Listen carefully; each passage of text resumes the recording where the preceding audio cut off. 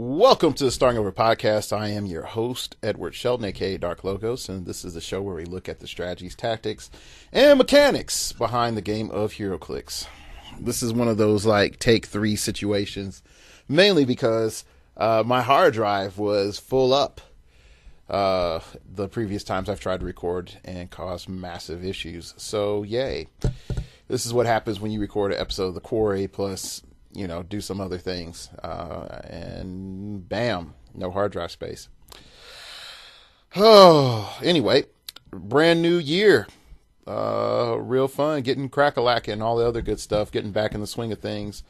Hopefully more quarries will be coming. Hopefully here soon. All right. For all you heading out to the Majestics 1K, good luck to you, because I hear it's going to be brutal murder out there. It's like, I shot the sheriff, but I did not shoot the deputy. The rules deputy, that is. Anyway. All right, so let's get into today's show. I'm going to touch on watch list right now. Then I'm going to briefly talk about no tactics format, since both of those things seem to be relevant right now. And then I'm going to end on a weird announcement, so bear with me. All right, here we go. Let's look at the watch list and let's look at the implications thereof. Really, a lot of this is like, yay, and some of it's like, ooh, and a lot more of it's like, well, what the heck? Why didn't that get touched? Let's start off with the biggest thing right now that people are probably going to be scratching their heads and other things over is the entities. The entities are the major concern that I feel that is left in the meta. Definitely when we're going into just tournament season later this year, people are going to look at them and be like, that's my ticket to win. And being able to have multiples of them on a team can be interesting. Now, this is something I end up talking with a Clix player that will go unnamed because he is a high level player. And he brought up something interesting to me. He says, I can understand having one entity that's 25 points, and currently there isn't anything out there that beats an entity for 25 points, the ability to get a power and get a stat bump. Okay.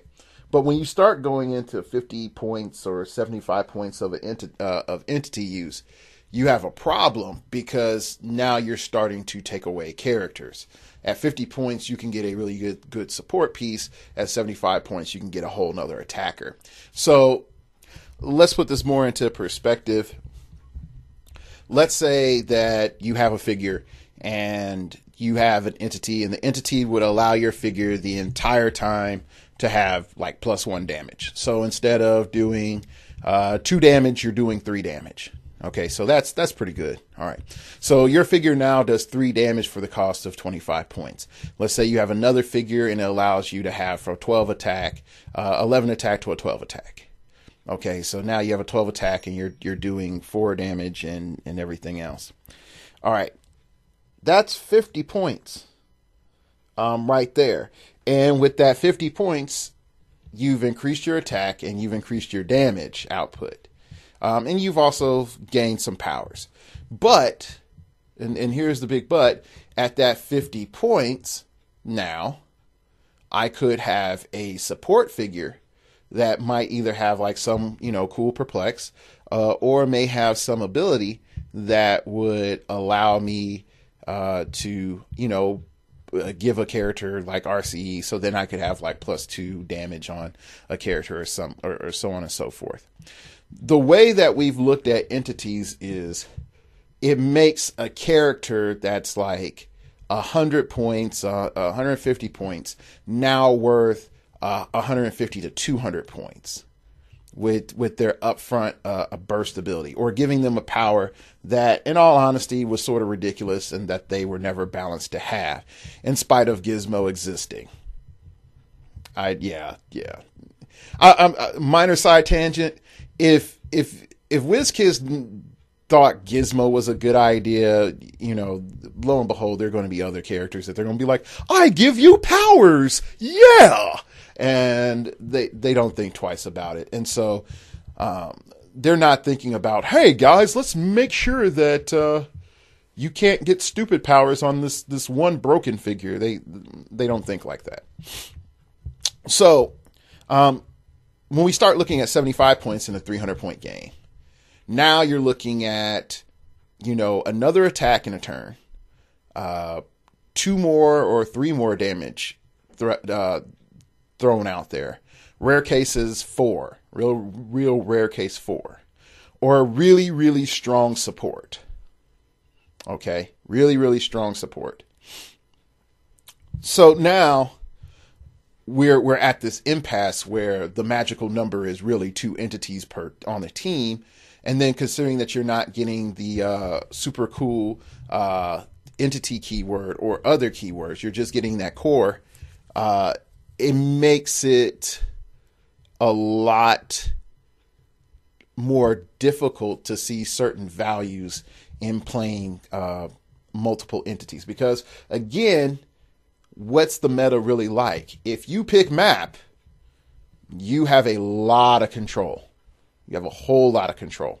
Also, considering that those figures, still count as figures, has a distinct advantage and disadvantage. If you're running a one-man army, adding an entity makes you a theme team. And so then you can apply whatever little ATA that you want on top of your resource and relic and whatever else you have. So it creates an interesting dynamic, one that we can't really overlook in the long run.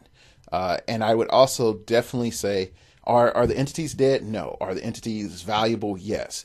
Should we reevaluate the risk of the entities since Theme Team is not there anymore? And then the answer is yes. We really do have to reevaluate the value of an entity on a team.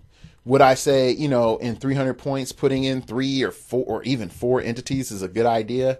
I would say on standard, no. 1 to 2 is pretty good, and that's where you pretty much want to stay at. Okay, so let's move on to Bill. Bill having to be adjacent to use his shenanigans is a huge change. It's a huge change. And a lot of people might see it as a minor adjustment, but here's why it's a huge change. It's a huge change primarily because a Bill player now has to put Bill into the danger zone. Yeah, I've watched a lot of Archer lately, so anyway, the having Bill in the danger zone is a major problem because he's not that deep, and you're already taking away one of his clicks for him to get to his energy finder thing.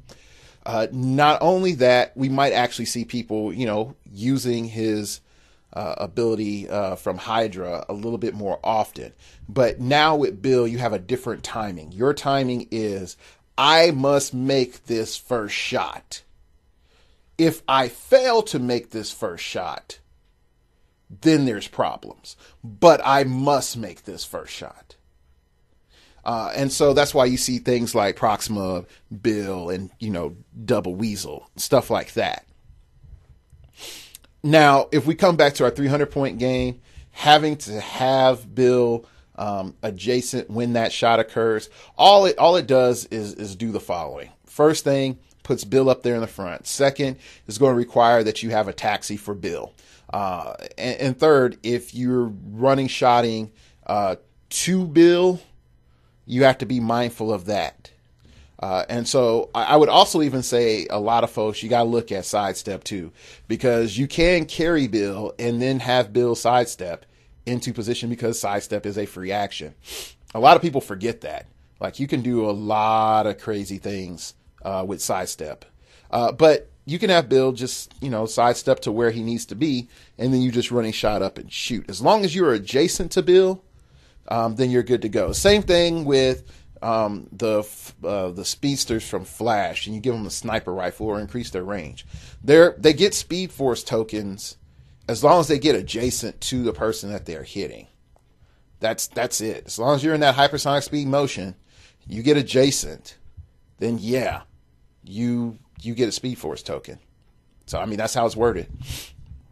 So again, Bill, I really don't like the fact that he allows you to see through walls, and if you shoot through walls, those walls aren't broken, so that you can at least retaliate. But what we're going to see is more turtle formations with Bill than anything else, and I think that may be a balancing act that we'll see coming. Next up, we're going to talk about Bizarro. Yeah, Bizarro. That one's a tough one. Am I happy for the changes that he can only get healed from support and he has 6 tokens? Yeah, because with Steel Energy and everything else, it was ridiculous what Bizarro could do. And he just stacked up too many effects way too fast once you started adding in when you add in resources and other things and entities to heal him and White Lantern power battery, and he could get stupid. Or even Anger's Hammer. Anger's Hammer was the biggest offender. I think the major problem that we have to look at with him having 6 tokens is he's not going to be the main front runner on your team anymore. Okay? He's not going to be the main front runner coming in at 150 points. He is a very dangerous, side guy. And if you want to run him at 25 or 50 or 75, you're still getting a lot of points. And at 75, for him to take 3 hits, he's lasting a lot longer than most figures do. At 75 points. Most 75-point figures are one-shotted or two-shotted. So for him to take 3 solid hits is a good thing. So we might see a meta adaptation where we might see a 100-point or 125-point Bizarro with a medic on the field, or we might even see just the continuation of the 25-point Bizarro. I'm not completely 100% sure on that. I do know that we are primed for some changes in how we see big tentpole guys and big, high damage output guys. And Bizarro can be one of those figures. But I think our major concern with Bizarro is this. We need to make sure that Bizarro is fulfilling a more secondary and third tier attacker role than the primary attacker role, which is really going to suck for like your Injustice League teams, because then you're now dependent on like Lex Luthor and Solomon Grundy and stuff like that. The change to Bizarro hurts the meta player a lot, but it hurts the casual player more. Definitely the player that definitely loves their Injustice League. So yeah. So Bizarro definitely going to be nothing new right now is going to come out from him. I'm wondering after Trinity War and one more set after Trinity War how we're going to view him. All right, going on to our next item on the watch list, and that's the Iron Pharaoh. Long live the king. The king is dead. Long live the king. The king is now Lynch King. I think that's one of those. Pharaoh is a very odd situation, and here's why. Pharaoh was stupid. I'm just going to bring it up. I'm just going to say it now. Pharaoh was stupid. We all know he was stupid. I've complained on the Quarry that he was stupid. There's just tons of stuff that made him stupid. He can pulse wave through the Falcon. That was stupid. Being able to just have so many effects just through the Falcon was the dumbest thing that I have seen in heroclix. But you would say, well, there's precedent for Infinity Gauntlet and Doctor Strange. Doctor Strange had to have an astral out there that you could kill. I mean, just straight up, you could kill the astral. You can't kill the token. And you had to have a super powerful resource. And Anyway, going on. When we come back to it, we see a couple of core concepts with his changes. Change number one, the pure fact that he has to choose to either shoot through the Falcon or move the Falcon means that it's a way slower tempo for Iron Pharaoh. Not only that, we're looking at Pharaoh doing one of the following now. Pharaoh is doing his best to position to make sure that the Falcon is in place to deal with immediate threats or be in areas where a character can go stealth or a character would be more along the lines threatening to Pharaoh while stealthed or while, hiding or whatever else, so that he can use improved targeting. That's the main thing, that he has his flanks covered by the Falcon. Whatever place is the most detrimental or he's the weakest at, the Falcon is now covering that position. Okay. Now you might say, well, Dark Logos, this doesn't make 100% sense right now. What are you talking about? Okay, so let's take it to a very simple map. All right, let's take it to a very simple map to emphasize this. We'll take it to Apocalypse. All right, and you might say, well, Apocalypse is a big giant S with caverns and whatnot, but bear with me. On Apocalypse currently, most Iron Pharaoh teams hide in the corner and, they send the Falcon out and then it dances and you shoot death beams from above. But there's another thing that makes that area more important now.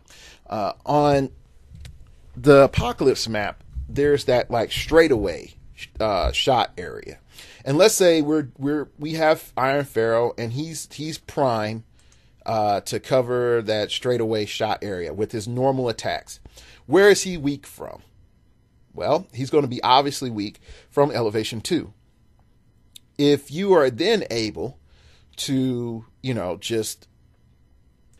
so I put the Falcon on elevation 2 and I would put it prime in a spot that, since my opponent has to come to the edge, I can either make sure that on their way to that edge, I'm already shutting them down. I already got the Falcon there to cover, that approach. Or I can have the Falcon there in a position so that I can full on counterattack once they attempt to try to shoot me from that position. Or if I have a flying speedster, I can have the Falcon up on elevation 2 and the most prime location where he would want to attack me from, and just be like, well, you can come down here and try to get me, but when you run back, you better recognize I'm going to shoot you. Okay, I am not helpless in this situation. The mindset of the Iron Pharaoh player has to go from hyper predator, from hyper predator to willing combatant. Big difference. Hyper predator doesn't care, knows that they're going to maul their opponent. Okay, willing combatant says, I'm going to fight you, but I'm not just going to be blazingly putting everything out there. Okay, so we're at this weird changing point with Iron Pharaoh. Where is he out the meta? No. Is he going to be a lot more difficult to use? Yes. Should we count him out? No, but we will see a reduction of use. He is no longer noob friendly. Okay. Imagine the same things that you're dealing with during the changes with the team bases. So, when we had that immediate changes to the team bases after the watch list, everybody's like, oh, team bases are dead. They so screwed, blah, blah, blah, blah. They're not good anymore. Then lo and behold, people still play team bases. And we started seeing a meta development of pop-off tech. And then that was just as annoying of having, 3 attacks in a turn. You still have 3 attacks in a turn, except it's more consistent now because there's other figures on the board. So overall, we're starting to see these realities come up that while it's changed, it's no longer the hyperness it was before. It is still requiring a lot more thought. Is it cool that you got to chase? Yay. Will his value go down? Possibly more. Yeah. But at the same time, I think it also puts the game back in balance in the sense that if you do have teams, which we are seeing now, that can cross the board in, 2 turns or turn one, or take you from your starting area and put you in their starting area turn one. We're seeing all these things go down now. It really does leave us to believe that the best thing that any of us can do is not think so defensively minded, and also think more mobility and how mobility affects everything. And I know you're going to say like, blah, blah, blah, the turtle, blah, blah, blah, blah, blah, turtle, high movement turtle. I mean, no, the turtle is just is set up really, really easily set up to die now. Like once no tactics is over, I think turtle is going to go back into his shell. And the main reason is that you're just going to go back to that Phantom X, Shatterstar BS again, or Black Talon mind control BS stuff, with some other figure after you port over, just boom, then I can take an action with this other figure. So I mean, overall, again, good stuff with the nerfed Iron Pharaoh, but it's going to require people to think.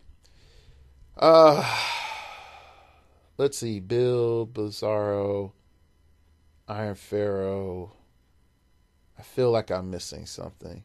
I am going off the top of my head, so let me go and be a proper podcaster. And I thought I had heroclix.com open, but anyway, let me touch on Proxima Midnight real quick, since she didn't get touched and the problems with that. The main issue with Proxima not being touched is this. She creates a situation in which you can hit run, not worry about the interaction, and it is a slow burn, definitely on like a high clicks of life figure. The problem comes in, and also the character has access to invincible. Like those two things in particular make it a real bear. But Proxima sets up a situation where if you don't have invincibility or the option to bring it in, you are dying a slow death. And then you don't have to engage. And the fact that you don't have to engage is a problem. Add in the fact that she can be made to be a hyper cannon real easily. Like, real easily. Like, it's really her first shot can be the last shot. And, definitely with two weasels that we see like Patricia running, then bam, guess what, homie? You are now in this awful situation, and I've done 5 damage to you. And guess what? You're going to take that click of my spear, and then when you take that click of my spear, that is functionally 6 damage. I mean, like, really, when you think of it like that is functionally 6 damage that she did, due to 2 enhancements in the spear. It's a whole new ball game. So do I think like overall the meta is going to stay there, or she's going to stay untouched? No, her main goal was to sort of put Bizarro in line, and with Bizarro in line, if she proves to be a continual threat, I think they'll just make something light happen where it's like, oh, if you don't do damage, the spear returns, which doesn't hurt her. And I think their main concern was this. They wanted you to have a very low cost, inexpensive, solid attacker. Okay. And I mean, like, look at her stats. 10 movement, 11 attack, sharpshooter, psychic blast, combat reflexes, 3 damage. She does not have a lot going for her. Just doesn't, okay? But when you start putting in the spear of Proxima, she can get some stupid range real fast. And then you add in her stupid range, and then you add in the fact like, oh, hey, buddy, I reduce my range if I hit you, but I'm still going to have this, this continual effect on you after I hit you. And yeah, she's designed where initially I don't think the creators thought she was going to be able to deal out, 2 attacks, let alone 3. But again, in the age that we're at, there's things that you can do to give her, energy explosion or a golly wow pulse wave. And she can distribute out her spears. And there's nothing that your opponent can do to stop you from doing that. Oh, I running shot pulse wave or running shot energy explosion, and boom, all my 3 spears are out. I'm still top dial. I don't care. Now I'm going to run away as soon as I possibly can, so that you'll take all that damage from my spears. And it's a slow eat away. And then when you start talking about in full modern age, you start adding in, Star Sapphire silliness. I mean, who wants to go through that? You're taking a click, at the beginning of the turn, you're taking a click for hitting your opponent's team. You are going to get attritioned out. Like, it's just the pure fact. You will get attritioned out. So, I mean, yeah, the tech is there. I think, again, Bill getting nerfed somewhat hurts Proxima a little bit, but not super strong. It does create a situation where you might want to think twice when you engage her. I'm looking forward to figures in the future that might have the ability to remove tokens from characters. Just like we had the ability to remove terrain markers. But, it's probably a long time coming, but a change is gonna come. Oh, that was so bad. I butchered that Sam Cooke so bad. Okay, so that's the watch list. I looked through there. There's no other figures that I need to talk about. Real briefly, this did come out today, so this is just like there's 2 things that came out, and I'm going to talk about Trinity War, then I'm going to talk about No Tactics real quick. The first is Firestorm, and it's like, lo and behold, if they didn't learn their lesson about M10 Iron Man before, they made Firestorm. And normally, like, if this was back in the day, like before power batteries, I may have cared a little bit more. Now with power batteries, I'm like, whatever, man. Like, whatever. And his attack values and his damage values and all that other stuff aren't as threatening as M10 was. So it's just like, whatever. Just do what you do. And you have a higher chance of taking damage than M10 did. And you don't have impervious. So, yeah, whatever, man. So that's my thought on that. The other one, now quote me now and smell me later, is Tim Hunter. And I know some people will be like, what? He's okay. Tim Hunter, as it stands right now, could be that one meta changing piece that at first we're like, huh? And then when it all boils down, it comes down to like, oh, he does that. Oh, the first is Expelled Unnatural Magic. Tim Hunter and adjacent friendly characters with the Justice League Dark keyword can't be the target of opposing characters' probability control. That right there for your casual games is going to be strong. In your competitive games, it's going to be a little bit harder to finagle depending on who else comes out with the Justice League Dark. But one thing for sure, everybody in Justice League Dark is just about a mystical. So that's going to come in this other element. Destined to be the world's greatest magician, Tim Hunter. No, that's not it. Yeah, here it is. This is part of it. Destined to be the world's greatest magician, Tim Hunter can use energy shield deflection, probability control, pulse wave, and super senses. That's what he gets at the end that sort of makes him boss. But mentored by the Trenchcoat Brigade is what makes him a bit broken. Give Tim Hunter a free action and choose an adjacent friendly character with the mystical keyword and one or more action tokens. Now, they have to have one or more action tokens when this goes down. But that shouldn't be that hard because you should be able to determine, like, oh, okay, I'm going to have this guy charge first, or, and carry Tim, or whatever. Anyway, Tim Hunter can use the powers possessed by the chosen character until the beginning of your turn. Now, you have to possess those powers. So if you have a special power that says blah blah blah, I can use blah blah blah, that doesn't work. You actually have to possess those powers. When you have those more weirdly odd worded powers, then that's an issue.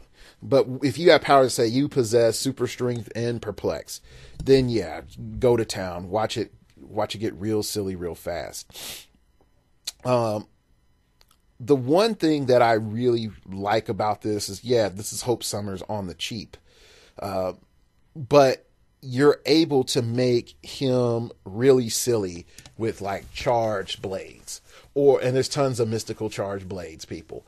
Also, in mystical, there's a ton of support pieces, and to have that access to that hyper support just doubled for 58 points is great. Definitely your more expensive support pieces. Another figure to like pair him up with is like Red Lantern Spectre. Like, that is fully dumb. It is fully dumb because then you can't target him outside of a melee attack. And then add in, entities and whatever else, it's silly. But the main thing is you want to add a White Lantern power battery because he gets on his last click. He has running shot, 12 attack, 18 defense, 4 damage for 58 points. And you want to make sure that you stop there. You really do. And if you just add in an entity and just be like, I know I've really increased this point value and I know I have the White Lantern power battery to make sure that I, don't double tap or whatever, but at this stage, once I land here, you might as well play Who's the Man in the background because he's going to be wrecking shop. I would also recommend too, definitely not a push-worthy character. He's only 4 clicks deep, and definitely when you start dealing with penetrating poison shenanigans and whatnot, then there's issues. But overall, great piece. Don't sleep on him. And I know he's probably going to go for a ton of money. And if you can find him for cheap, then good for you. All right. Oh, I didn't see that Hawkman. I'll have to come back and look at that another time. You could just tell how much I have given a care since Christmas. Between Dragon Age Inquisition, Archer, and League of Legends, and work, and then me tired of work. It's been interesting. All right. Let's go and talk about No Tactics. And I know that this is something that people are dealing with, and definitely we're in that stage in rock.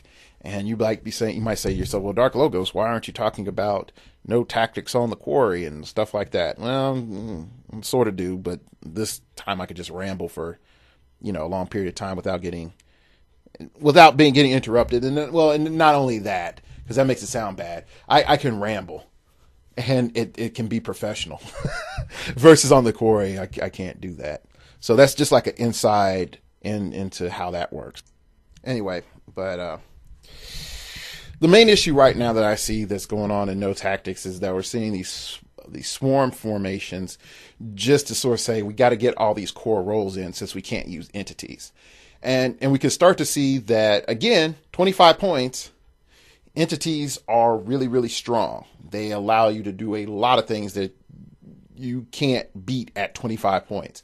Getting a power and a stat mod for possibly your entire dial is really, really strong. But taking that away, now I have to get my outwit from somewhere else, my shape change from somewhere else. I'm not getting it from a resource. I gotta get, these other major key elements out there on the field. And if you fail to get those out there on the field, then there's problems. The other element that we also are seeing is, hey, there's these big, huge tentpole teams, and they're not doing bad, but they're not necessarily winning. And I just think that's just been the state of heroclix in general, is that you have these huge type of teams, these huge figure teams, but they just don't pan out the way that you want them to. And I just think that mainly just comes to the out-actioning thing. And we're all aware of the out-actioning that happens. But more importantly, with the out-actioning that happens, I think like the Hal and Sinestro duo sort of solves for that. That if you're going to go big, definitely, shoot for, shoot for duos. And even in casuals, like I've played a tournament not too long ago, and I ran 2 duo figures, and those 2 duo figures were really awesome. It was Superman, Flash, and it was Green Arrow, Green Lantern. Okay, and running those 2 figures, I learned a lot. Mainly, Superman, Flash is broken with a lockjaw on your team, and I'm talking like vet lockjaw from Fantastic Forces, that and a Watu, but more along the lines of when you're forced to look at their duo ability and say, I do a base 3, and then my second attack that I get off, I'm not going to lose damage, and I add in enhancement, now I'm doing 8 damage in a turn doing duo attack, which mattered because I took on a Colossal, which was sort of hilarious. I just killed a zombie Galactus using Green Lantern, Green Arrow almost by themselves. Also, Superman, Flash, ultra heavy for the win. So there's that. But sort of going back, you're looking at pieces in a different light now, because you don't have a lot of things that are suspending your previous creations in the air, such as the team, well, not necessarily team basis, but the resources and the relics. Well, I'll take that back. Not so much on the relics and the entities. Now, the other thing that I think that's going to be like a major issue is, how are you going to deal with Swarm? And Swarm is the major concern. Out of the one-man army, the balanced teams, and Swarm, right now the Swarm tech is winning. And well, why is the Swarm tech primarily winning? It's because it's functional. Not only is it functional, it allows you to get in the shots that you need. Just period. Every turn you're going to do 3 actions until your figures get whittled away. On the quarry, we didn't get to touch on the other teams besides Patricia's on the and the British Columbia Rock, but since I have time on the show and they just put up the other teams because we didn't have them before, here's my point. Or actually, you know what? This is completely wrong, because this is completely different team than what was told to us initially. But let's look at this. We have Proxima Midnight, Abensor, Void, Bill, Agent of AIM, Weasel, Blind Owl. Okay, and Abensor has Catapult. So you automatically look right there, and Void is the support Void. You have a ability to carry Abensor, Bill, Weasel, Blind Owl, all of that. And actually, shoot, you're able to carry Proxima too. You're able. Well, Blind Owl's gonna stay in the starting area, mind you, but you have high mobility. You have Abensor that's able to TK out Proxima and to get that first shot in. It's just guaranteed. Turn 2, you're down your opponent's throat, and that's it. Your opponent can't do much about that. Then we look at Jonathan Birch's team, and he has Kyle Rayner with the crossbow, which I really wouldn't have gone with that. Like we see most of the time he has the wall, but I can also see if you know that Bill is coming, you're just going for, you know, pure offense. I would also see, like, why not the nurse? Definitely for the pure fact you get onto your stop click and your Bamf everywhere. Like, I think the nurse would have been a good option. Anyway, Kyle Rayner, crossbow, Soraka, not to Jinx, you know, 299 points. That's not bad. You have a 3-figure team. But again, we have this 3-figure team, and we get bonuses to Kyle. But this 3-figure team is going against Proxima, Midnight, Abensur, these 2 major attackers versus 1 major attacker and 2 supports, and having 1, 2, 3, 4 supports with Void, you know, Bill, Agent, Aim, Weasel, all that stuff.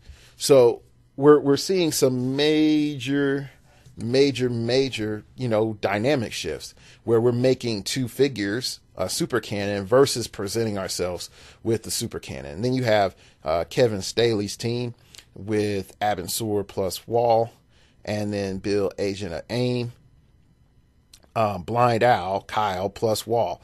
So you're seeing again this, hey, we have 2 major attackers, we have 2 attackers, a little support, and 4 figures, and it's not bad, but you're still going to have problems with Patricia's team. It's just going to burst down too much. And then it has the ability to recover, which really which Kevin Staley's team didn't. Then 4th place team is, you know, Turtle. Again, I think I've sort of talked about it. Turtle is good. The problem with Turtle right now is that once you start practicing against Turtle, you can control how you play with your tempo control.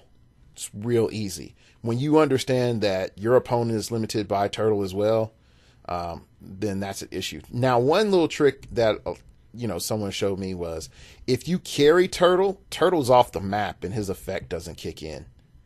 So you can still do shenanigans with Turtle. So keep that in mind. Wolverine, the X-Men, Cerise, Turtle, Wolverine, the X-Men, Cerise, Kyle Rayner, the Wall. And you can start to see why Patricia did as well as she did. I mean, it's just Kyle Rayner City. Yeah, it's just Kyle Rayner City. 5th place, Rob Barazul. He's a well-known heroclix player. Again, with that Loki. Flash Weather Wizard, he's boss.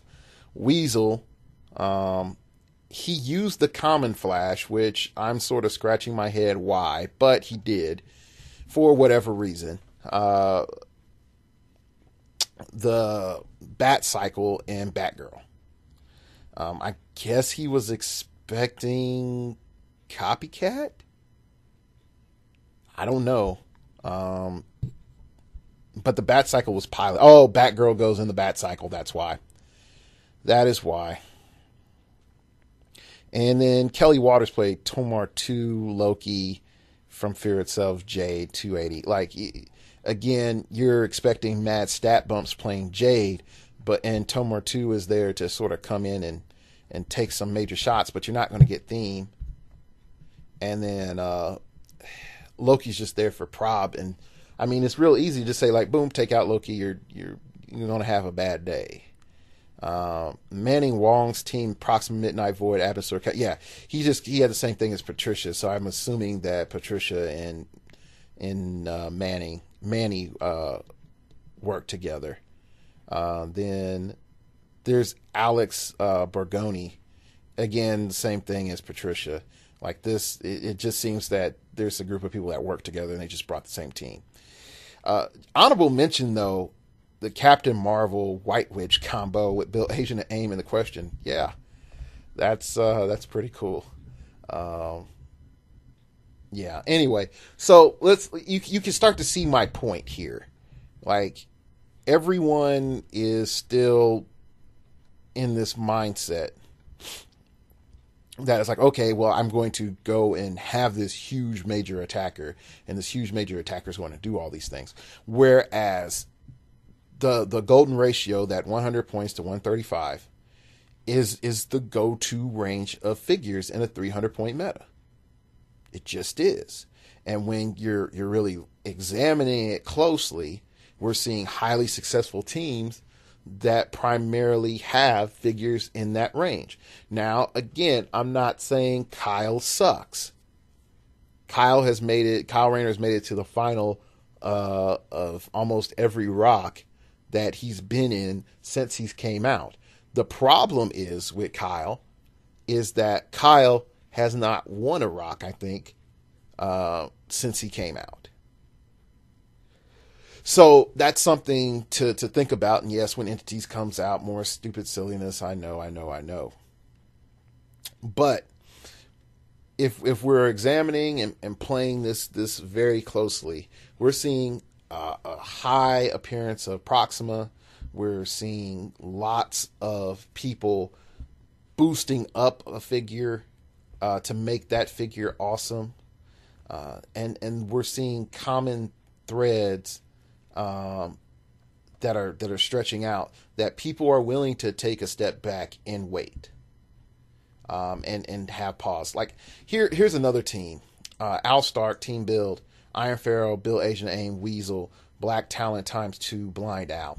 I mean, yeah, you're going to have some issues, but if you look at it in one turn, Weasel's just standing there. Blind Out can perplex Iron Pharaoh to do whatever he needs to do. Bill is just standing there, and if you can get just normal line of fire with Iron Pharaoh, then yeah, Iron Pharaoh out the gate lowers your defense by 1, possibly ups his attack by 1. Black Talon is mind controlling twice, and you have Weasel sitting there upping his range and his standard range, and then upping his damage and giving him a ghetto prob. So yeah, it's going to hit hard. Now, post watch list, that's I can see the same thing going down, and possibly, and I'm going to say possibly, still be functional, but not as functional.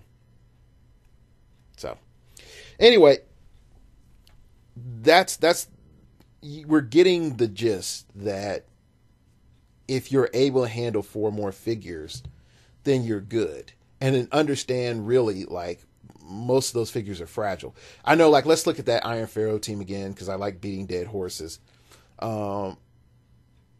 You can one-shot Bill. You can one-shot Weasel. You can one-shot Blind Owl. And you can just about one-shot Black Talon. Like, think about that. If you pick apart the support and you have one support power figure on your team to mitigate damage, or you just have a really good energy explosion, half of this stuff doesn't work. It really doesn't. So, I mean, if you're looking at, I got Clump Swarm versus Spread Out Swarm, yeah, that's there. But for most of these figures to get powered up, they're getting powered up by Weasel. So they're going to be clumped up, at least a pairing of 2. And Weasel's not deep. Really. Like, he's not deep. So Energy Explosion Force Blast is a lot more powerful than people might care to think about at this stage. And then definitely when you're thinking about your own no tactics and whatever for your casual play, you might want to think about, like, hey, what other options are there, on the table. Ahead of time, you're going to go listen to the Quarry. I'm going to apologize for our team being wrong for Patricia. It's just the only thing that we could find. And we were trying to clean up from last year. And so that's just how it goes. You get your information and then that's it. There's only so much you can do by recording time, and I didn't get anything else. So, all right, that's about it for today's show. I said I was going to have like a little announcement at the end. That's going to be a little weird. No, the show's not over, and I'm not quitting to do this show for the Quarry, so don't worry about that. Or just quitting heroclix or anything like that. Like earlier, mid last year, I was pissed off about Trinity War, and I still am pissed off about Trinity War, and I was saying, like, don't buy all this, that, and the other. I even had a graphic made by Mr. Joachim Adler. Shout outs to him. The hcmaps.jimbo.com. But the more I talk to competitive players, the more I talk to casual players, the more I talk to players, I think most people just don't care. The fact that there is Ultra Chase, pretty much. I think everyone sort of assumed it was inevitable that there would be a prime chase, quote unquote. So, if you want to, hit up WizKids and let them know, like, hey, I don't like this. I'm not buying, Slosh. I'm not buying Trinity War or whatever. Fine. I'm not going to hold anybody to it or even say, protest it. And it's not necessarily that I've given up or even I found a new shiny, which I haven't seen anything in Trinity War that's like, yep, that's going to shape the meta for the next 6 months. I think more along the lines what I see is the frog is boiled. We're not going to get out of it. And the temperature is turning up slightly enough that even if, like a lot of people might think, WizKids will put out less sets this year, so it's going to be beneficial for my wallet. And the answer is no. WizKids is still making mechanisms in place for you to buy more of less. It's the same thing like what happened when the boosters went from 4-pack to 5-pack. You were paying more for less. Just were. In a set. The way that the uniques used to work, and then we have super rares. You're paying more for less. So, anyway, I feel sort of sad because I worked Joachim and I was going to have like this whole big thing ready to go, but the more I ask questions and the more I talk to people, just don't care. So yeah, so go ahead, buy your Trinity War, pre-order whatever you're going to do, get your CUR, go out there, have fun. Just let WizKids know, like, hey, I'm buying less because of this, or I'm not buying at all. And I think if more of us do that, and we do it, and we put it out there on social media, eventually they'll listen and they'll make some adaptations. But again, they're going to pander primarily to the brick and mortar stores because they're their main distribution. So whatever, you always have to look at it like this. WizKids' bottom line is for them to make a profit by selling to brick and mortar stores, period. That's it. Whether that be Target, whether it be your local comic book store, whether it be, some random Joe on the street. They don't care as much about the product as soon as it leaves their warehouse. Their concern is when once it leaves their warehouse, and then those people that are buying from them reduce their buying. That's when they get concerned. So anyway, I think it's going to be frustrating this year because for those who pay attention to clicks, like those who listen to the show, you look at cost and you look at what you're getting. I think this year is going to be really bad for a clicks player because I think you're going to be spending the same amount as you were last year to be competitive, but you are not going to get as many figures. And depending on your collection, that might be a good thing. And if you really think the value of heroclix are going to go up, that might be a good thing. But if you're the average casual player, I think it's going to be a bad thing. And then between all the seals that we're going to end up playing, plus the OP events and everything else, it's going to get a little rough. So that's about it. Also, if you haven't checked out Push the Region, you can hear me. I mean, not Push the Region. I had Hunter's phrase in the former show in my head. Check out Dial H for heroclix, their year-end episode. I'm on that. I make a guest appearance and play the worst game of Bad Samaritan guessing game ever. Like, Harry Dempsey, I don't know how you do it without cheating. That came out wrong. Harry Dempsey, I don't know how you do it. So definitely check it out. It's amusing. You can hear me sound very horrible through Hunter's phone. Yep, that's pretty much it. Me sounding very horrible through Hunter's phone, making very bad guesses that are not even correct. There's some fun parts in there. I don't want to spoil it for you. Definitely check out that show, Dial H for heroclix. They bring out some interesting points now and then that make me think. And that's one thing, like, I will continue to endorse them, because when you look at the Metascape out there and you look at podcasts that are there to help you become better, there really is, like, Dial H, The Quarry, this podcast, and maybe Apex Predator whenever they put out stuff. But there's really not a lot of podcasts that you're going to get that's going to give you insights into being better. And I would say more than occasionally, I've sat back and listened to Dial H and have become a better player.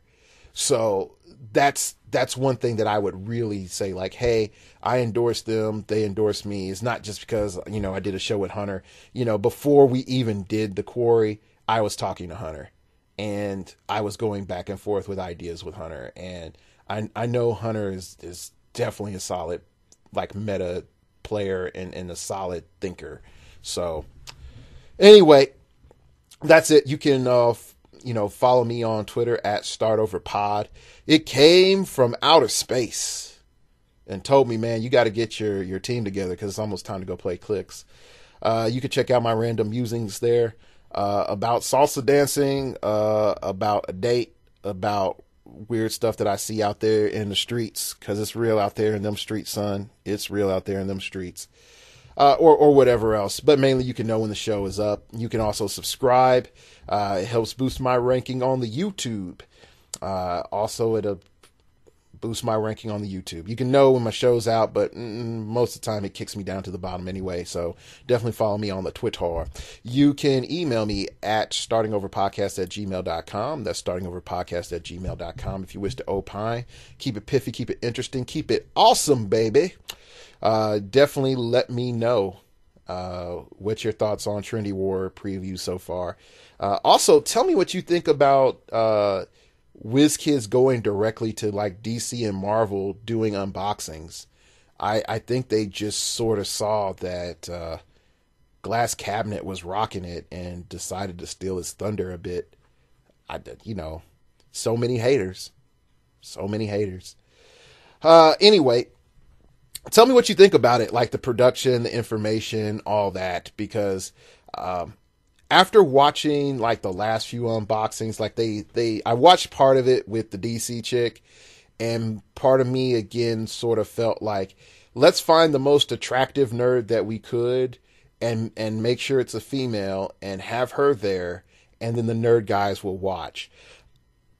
That's how I felt. I don't really watch the DC channel, so I'm not sure if, she's legit, but that's every time I see, like, the attractive female in video games and whatever else, that's how I feel. Like, it's like, oh, not necessarily that there's attractive women that like, they're not attractive women that play these games or whatever, but I sort of feel when it comes to media, it's always a little bit of pandering. It's just a little bit of pandering. It's like, hey, guy, you're a nerd. You won't get an attractive woman. It's like, so here, you can look at one. Don't touch one because you're a dirty nerd. Like that's how I feel when I see it. But tell me what you think about that. I've rambled on a little bit too far. Anyway, Last but not least, you can read the blog. I definitely have reserved the blog for anything that's long and complex that shouldn't be listened to on the podcast, that you probably want to reread again, and mainly just buy lists. It's just like, hey man, just buy this, so you don't have to like listen to a whole episode about like what to buy. Like if you're not taking notes during the episode, I don't really recap anymore of like, yeah, buy this other thing, buy this. Like I give you a full extensive list on startingoverpodcast.blogspot.com. So check that out. Also, if you want to donate to the show, the donate button is there. Also, yeah, make sure if you're going to get time with me, make sure you sort of pay in advance. It makes it a lot easier on me. I don't like being the guy that's like, so yeah, you owe me money. Anyway, that's it. Thank you for listening. And remember, we all have to start over sometime.